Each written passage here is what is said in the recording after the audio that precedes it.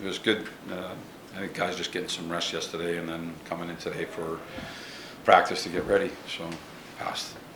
You know, the game was good. Reset. Good practice today and get ready for tomorrow. So it's going to be a tough game. Nashville always plays hard. Is Benino in any jeopardy for tomorrow, or is it more maintenance? It's maintenance. Right now. It's maintenance, lower body. You know, we're hoping he's on the ice tomorrow, and we'll go from there. With Lindgren, I know we talked about him after the game. The physical nature with which he plays, he's gonna get banged up, right? Mm-hmm. I mean, like, you know, is that just unavoidable for a guy like that? I think it's always part of the game, and then I do think that certain players play a game that, you know, leads them into the battle a little bit more, and he's one of those guys. But that's his style, and that's the way he plays. He's got that hardness to him as a physical, tough defensive defenseman, and you know, I'm certainly hoping he stays in a good spot. But he does play the game hard. He was saying he felt bad about that penalty that he took. Called it, I think he used the word selfish. Yeah. And, you know, but he doesn't. I guess he doesn't take many of those. I mean, Yeah. You're okay with that? No, I would rather he didn't take it either. I mean, I don't like things where we retaliate or we do something after the whistle, and I think frustration, you know, can get to the better of you sometimes. Anybody, right? Anybody can get frustrated on any given day for any given thing. But that's, as a group, not speaking about him, as a group, I would like to stay away from retaliations or things that we can avoid because we're angry or frustrated. But those things happen, and you know, you address them when they happen. He's coaching a guy like Trocheck. From what you saw of him last year here, do you feel like what you've asked him to do is a little bit different, or is he still asking the same of him from what you've seen of him over the course of the No, I'm asking the same of him. I think everybody plays the game a little bit different. You know, he plays it different from Benino, and he also plays it different from Mika. And so I think that there's an identity to his game. I'm not asking him to do anything different. And, I think he's been really good. He's been, for me, my evaluation of Troch through the start of camp is that he was, I thought, one of our top forwards in camp, and he's been good in all 3 games. And so I think he's played really well to this point. But I haven't asked him to do anything different, or, I mean, I count on him for face-offs, penalty kill, power plays on the first unit power play right now. And, I think he's done a really good job. You seem to have fondness for Gustafsson. What is it about him that you like so much? I think that Gus does a really good job from a defensive standpoint of being able to defend with his feet, his hockey sense. When he does get pucks, he's a good skating defenseman. He makes a good first pass. I think he controls a power play really well. And you know, my time with Gus, I was with him last year. That's all I really knew of him. And you know, he's the type of player that I think just proves on a nightly basis that he can do a lot on the ice for himself, for your team, and for others. His defensive mate, the forwards. There's things that he brings to the table that help a team be successful.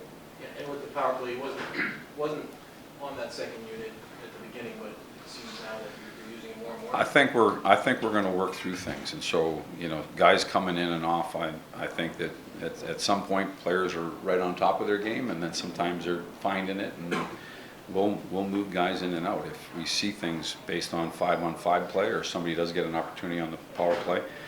Even the units, there's a chance that they could mix up as well, but you know, it's early on, and so I think before you go changing things too much, you've got to give it a chance. You got to take it for a test drive and see how it looks. And so doing that for 1 period or 2 periods doesn't make sense. I think you got to do it for a stretch of time, evaluate it, and see whether or not you like it. And so we made one change there, and we put him on there, and we'll take a look at that. But like I said, we're looking at everything from 5-on-5 to penalty kill to power play. We're looking at it all. The Benino line, you talked about using them in defensive situations, and we've seen that.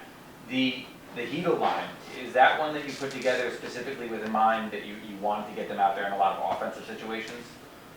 I think that would be a position of strength for them in that line to get into the offensive zone. And so if there's opportunities to throw them into the offensive zone for face-offs, I would consider that.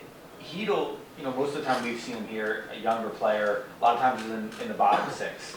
What told you that he was a guy that was ready for that opportunity there? Again, I think there becomes a point in a career where you're not 18 anymore. You're not your first year in the league, and you've taken steps to prove that you're a really good player. I think at that point you have to expand your mind on what the potential is of that player. And so, you've seen for an exhibition game in the first 3 games that Capo's been in a spot, or Laugh's been in a spot, or Phil's been in a spot. And so that's the starting point. And again, it's no different than the question that you just asked about the power play. To go and shake it up after we didn't find success in Columbus, I actually thought that we were pounding away in Columbus trying to get back. We just made a few too many mistakes. And so it wasn't an effort thing, it was a detail thing, and we're trying to teach that and fix it. But for me, I think you got to put things in place and then evaluate it and see how it's doing. I really like Capo up with Mika and Kreitz, because I think I think that the line has been strong, and it's providing what I hoped it would. And then putting a guy like Panarin with Hedel and Laugh, they've been a really good line for us. And so I don't think about changing it, but there is an opportunity that you talked about, and with that opportunity, they've got to grab it and run with it and take charge of it. When you talk about playing direct, playing north, with Hedel's speed, is he a guy who you feel like is very capable of? I do. I mean, I think you saw it the other night when he came and he busted through the defense and he almost got through. But there's also a skill set that goes with being able to play with a guy like Panarin or a guy like Laugh. I think that line, it's all a little bit different in what they bring to the table, and I like what I've seen so far. But again, it's early. It's just 3 games, and I'd like to see it continue. What do you see as the identity of that third line with Will Cooley, Vincent Trocheck, and Blake Wheeler? Again, I think that these lines are, again, 3 games in. I think they're still trying to work out their identity and figure it out. But I see him as a responsible line. Like Will's a young player. I haven't seen anything There's always something, right, defensively, where you're coaching or whatever. But there hasn't been these type moments with Will. He's done a really good job of playing defense and using his size and his power and his physicality and his speed to play good defense and to try and generate offense. I think he's done a good job. I talked about Trocheck already, and I think Blake is, I think he's a guy that's proven through time here that he could be a real important part of a line, just with his skill, his ability, his size, and I'd like to see that chemistry continue to evolve with the lines. And so there won't be much for change in tomorrow's game with how we're going to go about our business. All righty, thank you. Thanks. Feelings about Nashville? Still have ties there, Peter? I do. My wife and I just, from a personal standpoint, we really enjoyed Nashville. It was a real good city, and was there for an extended period of time. But I probably can't come up and talk sweet songs about all the places I've been. We'd be here all day. And so, but Nashville certainly was a good place for us, and we enjoyed our time there. How about coaching Yossi? Yeah, I mean, all those players when I got to Nashville, some of them are gone now, but Arvidsson was a young player, Fiala was a young player, Philip Forsberg was a young player, Calle Yarncroc, Ekholm, Ellis, and Yossi, all in their early 20s, 22, 23, 24, 20.